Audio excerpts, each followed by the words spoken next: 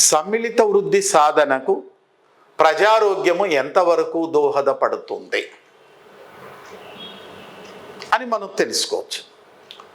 11వ పంచవర్ష ప్రణాళిక సమ్మిళిత వృద్ధిని సాధించడానికి, సత్వర ఆర్థికాభివృద్ధి సాధనకు, మానవ వికాసాన్ని పెంపొందించాలా, దీనికోసం ప్రజారోగ్యాన్ని గుర్తించింది. ప్రజారోగ్యంలో 5 లక్ష్యాలను నిర్ణయించింది. వీటిలో భాగంగా శిశు మరణాల రేటును, ప్రసవ మరణాల రేటును తగ్గించాల. శిశు మరణాల రేటు, ప్రసవ మరణాల రేటును తగ్గించాలంటే పెద్ద ఎత్తున పౌష్టికాహారాన్ని అందించాల.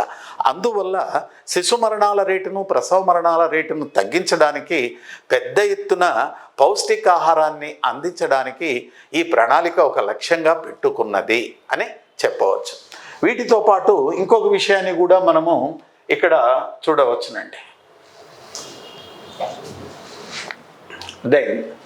సంతాన సాఫల్యత, దీన్నే సంతాన సాఫల్యత నిష్పత్తి అంటాం.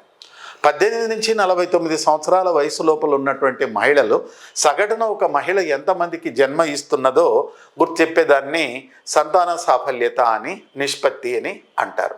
దేశంలో సంతాన సాఫల్యత నిష్పత్తి అధికంగా ఉంది. అందువల్ల జనాభా వృద్ధి రేటు అభిలషణీయ స్థాయి కంటే అధికంగా ఉంది. అందువల్ల ఈ పంచవర్ష ప్రణాళికలో సంతాన సాఫల్యత నిష్పత్తిని 2.1% తగ్గించాలని లక్ష్యంగా పెట్టుకున్నారండి.